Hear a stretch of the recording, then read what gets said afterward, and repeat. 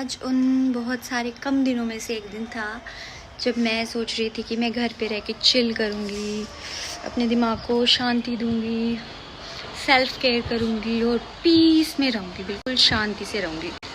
मगर जब मैं सुबह उठी तो मैंने एक नोटिफिकेशन देखी अपने यूट्यूब चैनल पे कि उसमें किसी ने कमेंट किया हुआ था। उस पर मैंने अपनी जर्नी बताई हुई है कि मैंने स्टूडेंट नर्स से मैं नर्सिंग ऑफिसर कैसे बनी और मैं नर्सिंग में क्यों आई। तो किसी ने उसमें कमेंट किया हुआ है कि इतनी आसानी से बोल रही हो गया तुम्हारा, तुमने कोई स्ट्रगल नहीं किया, इसका मतलब अपनी लाइफ में एक लोअर मिडिल क्लास फैमिली से होने के बाद भी। मैंने तो कभी नहीं कहा कि मैंने बहुत ज़्यादा स्ट्रगल करी है, मैंने नहीं कहा होगा ये। पहले मैंने सोचा मैं रिप्लाई करती हूँ, तो जैसे ही मैंने उस कमेंट को टैप किया तो वो ऑलरेडी डिलीट हो चुका था। यूट्यूब की नोटिफिकेशन में रह जाता है, लेकिन फिर मैंने सोचा चलो ठीक है, डिलीट कर दिया तो अब क्या रिप्लाई करूँ। वहाँ से मेरे दिमाग में अटक गई थी ये बात, तो मैंने सोचा अब तो इस बात का जवाब देना ज़रूरी है। ज़्यादा स्ट्रगल नहीं करी, एक कमरे में बैठ के बस कुछ टाइम तक, कुछ महीनों तक पढ़ाई तो करी है। उन लोगों के मुकाबले मेरी स्ट्रगल कुछ भी नहीं है जिनके घर के हालात ठीक नहीं होते, फिर भी उनसे फ़ाइट करके वो पढ़ते हैं, नौकरी लेते हैं, अपने सपनों को मार के, उन चीज़ों से लड़ के अपने गोल तक जाने की कोशिश करते हैं। ठीक है, पर क्या किसी के अचीवमेंट्स को देख के उनको डिग्रेड करना सही है कि इन्होंने तो कोई स्ट्रगल नहीं करी? आपको क्या पता किसने कितनी स्ट्रगल करी और कितनी नहीं करी। देखो, असली बात तुम्हें मैं बताती हूँ। हमारे लाइफ में, हमारे आसपास कुछ ऐसी सच्चाइयाँ होती हैं जिनका पता तो सबको होता है कि वो सच हैं, बट उनको एक्सेप्ट करने में बहुत ज़्यादा हिम्मत लगती है। वो एक्सेप्ट करना ही नहीं चाहते। इवन ये ह्यूमन नेचर है कि जो चीज़ हमें अच्छी नहीं लग रही ना सुनने में, हम उसको एक्सेप्ट करने की भी कोशिश नहीं करेंगे, हम उसको डिनाई कर देंगे। मतलब आर्ग्यूमेंट्स देने लग जाएंगे, कुछ ऐसी चीज़ें बोलने लग जाएंगे कि नहीं ये तो झूठा है, ऐसे थोड़ी होता है, ऐसे होता है। लेकिन वो सच ही रहेगा ना, वो बदल तो नहीं जाएगा उस चीज़ से। अब देखो, मैं तुम्हें एक एग्जाम्पल देती हूँ।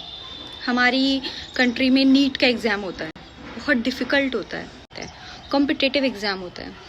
बहुत सारे बच्चे, बहुत सारे जिनको डॉक्टर बनना होता है, पेपर देते हैं। इवन मैं कहूँगी कि मेडिकल स्ट्रीम जिस बच्चे ने लिए, सब मेरे ख्याल से नीट का एग्ज़ाम देते ही होंगे।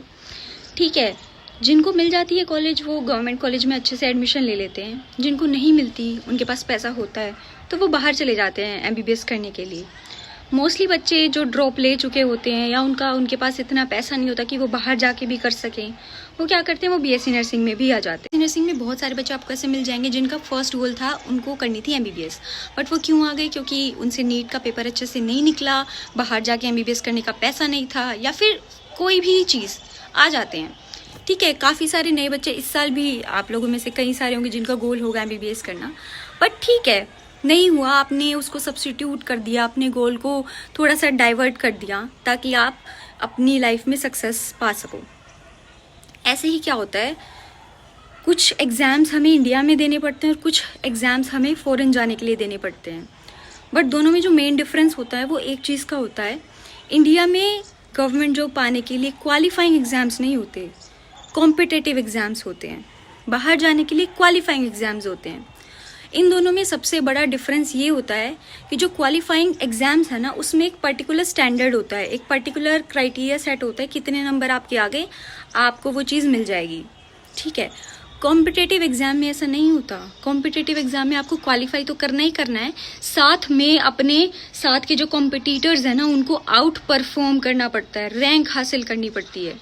चाहे आप 0.001 से रह गए हो, बट अगर वो कमी रह गई ना, तो कोई ये नहीं कहेगा कि हाँ तुम इतने से रहे हो। नहीं, फेल इज़ फेल। लेकिन इतना मुश्किल क्वालिफाइंग एग्ज़ाम में नहीं होता, समझ रहे हो इस बात को? तो मेरे लिए भी एक ऑप्शन अवेलेबल था, मैं आसान चीज़ चुन सकती थी। IELTS करके, वहाँ के पेपर की तैयारी करके, क्वालिफाई करके मैं भी वहाँ जा सकती थी। हो सकता आगे कभी मैं चली जाऊँ, बट द थिंग इज़ कि यहाँ पे पेपर निकालना ना कोई आसान बात नहीं होती। और ये बात मैं अपने लिए नहीं कह रही कि मुझे बुरा लगा। देखो, मैंने बहुत सारे ऐसे लोग देखे हैं जो कम से कम 4-4, 3-3 साल तक उस चीज़ को पीछे पड़े रहते हैं, उसको करते रहते हैं। उन सारे कॉम्पिटिटिव एग्ज़ाम्स के एस्पिरेंट्स के लिए उनको बिलिटल करना इज़ नॉट ओके। आपको नहीं पता वो कितनी मेहनत करते हैं। सरकारी नौकरी इंडिया में पाना कोई हंसी खेल नहीं रह गया है आज के टाइम पे, समझ रहे हो? इतना करप्शन हो चुका है, 10-10, 20-20 लाख में सीट बिकती हैं, सबको पता है असलियत का। बस ये है कि हम उसको फैक्चुअल नहीं कह सकते कि हाँ हमारे पास कोई प्रूफ नहीं है, सबको पता है सीटें बिकती हैं, ठीक है। उन सब चीज़ों से लड़के एक रैंक हासिल करके किसी सरकारी नौकरी में जाना, उनके डीवी प्रोसेस को पहले निकालना कि उसमें कोई कमी ना निकाल दे, सीट न खराब चली जाए, बहुत सारी चीज़ें होती हैं, समझ रहे हो इस चीज़ को? तो इतनी कोई आसान बात नहीं होती, वो अपने आप में ही एक स्ट्रगल बन जाती है। जिन लोगों ने ये चीज़ करी है उनको ज़्यादा बेटर तरीके से पता है, ठीक है। नॉर्मली तुम भी क्वालिफाइंग एग्जाम क्लियर करके कहीं भी जा सकते हो, कोई बड़ी बात नहीं है उसमें, लेकिन कॉम्पीट करके कॉम्पिटिटिव एग्जाम की रैंक लाके, क्योंकि मैं तुम्हें बता दूं अगर 99 कट ऑफ है ना, और अगर तुम्हारे 98.9 नंबर आ गए तो भी तुम्हारा सिलेक्शन नहीं होता है। तुम तब किसी को ये नहीं कह सकते देखो क्वालिफाई तो मैंने कर लिया, मैं 0.1 नंबर से रह गया हूँ, नहीं। तुम नहीं हुआ तुम्हारा तो सब तुमको फेलियर समझेंगे, सिर्फ यही बात होती है।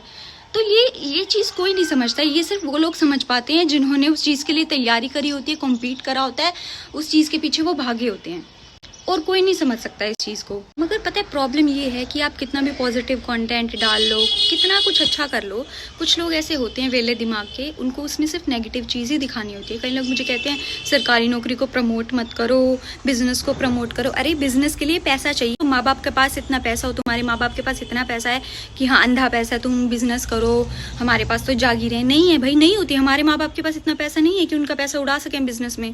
और अच्छी बात ये, ठीक है बिजनेस करो, लेकिन अपने पैसे अपने दम पे करो ना, ताकि कल को लॉस हो तो तुम किसी को ये जवाब दे नहीं रहोगे कि हाँ मेरा पैसा तुमने यहाँ बर्बाद कर दिया।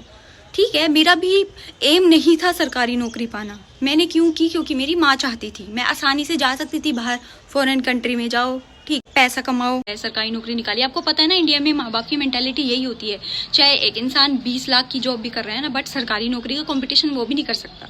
तो मैं ये चाहती थी, मैं ज़्यादा कुछ तो नहीं कर पाई अपनी मम्मी के लिए, नहीं कर सकती, बट मैं उनका ये सपना पूरा कर सकूँ, बस इसलिए मैंने वो चीज़ एक्सेप्ट करी थी कि ठीक है इट्स ओके, कभी कभी उनके लिए भी मुझे कुछ करने का मौका मिल रहा है तो मैं कर सकती हूँ, तो ठीक है वो चीज़ हो गई।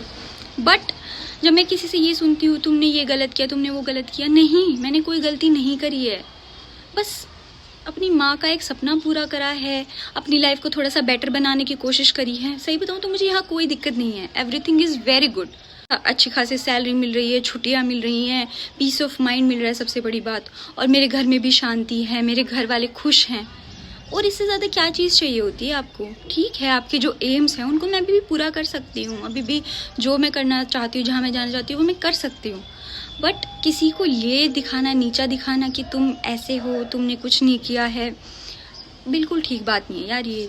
और ये कहना तुम्हारा तब बनता है जब तुम कुछ बहुत बड़ा उखाड़ लो, ठीक है, वरना कुछ भी ऐसा मत बोलो कि जिससे दूसरे को फील हो कि हाँ उसने जो अपनी लाइफ में किया वो वेस्ट है या नहीं है। आपकी लाइफ में बहुत सारी चीज़ें आएंगी जिनसे आपको कोप करना पड़ेगा, और रही बात स्ट्रगल की, तो हर इंसान की स्ट्रगल का, आसानी का, मुश्किल का जो डेफिनेशन होता है ना वो अलग होता है, उसको अपने अलग पर्सपेक्टिव से वो देखना चाहता है।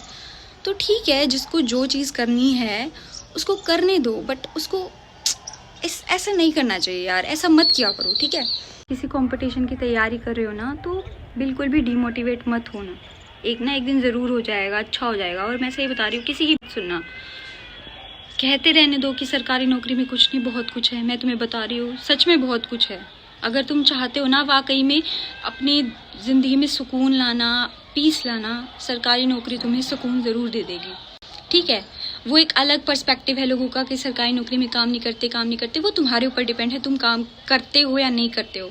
एक अच्छी जॉब पाके उसमें अच्छा काम करना, इस मोटिवेशन से आगे बढ़ते रहो, जो कर रहे हो उसे करते रहो, एंड इग्नोर सच पीपल, इनकी बातें। बस मैं ये कमेंट, मैंने काफ़ी सारे लोगों ने मुझे ऐसे कमेंट्स किए थे, तो आज मैं उन सबको एड्रेस करके एक ही बात कहना चाह रही हूँ कि आपको नहीं पता कौन कहाँ से आया है, किसने कितना स्ट्रगल किया है, और कौन अपनी लाइफ से क्या चाह रहा है। तो दूसरों को जज करने से पहले अपनी लाइफ में आप एक बार घुस के ज़रूर देखो कि आपने क्या कर लिया और आप सामने वाले को क्या कह रहे हो। Okay, bye.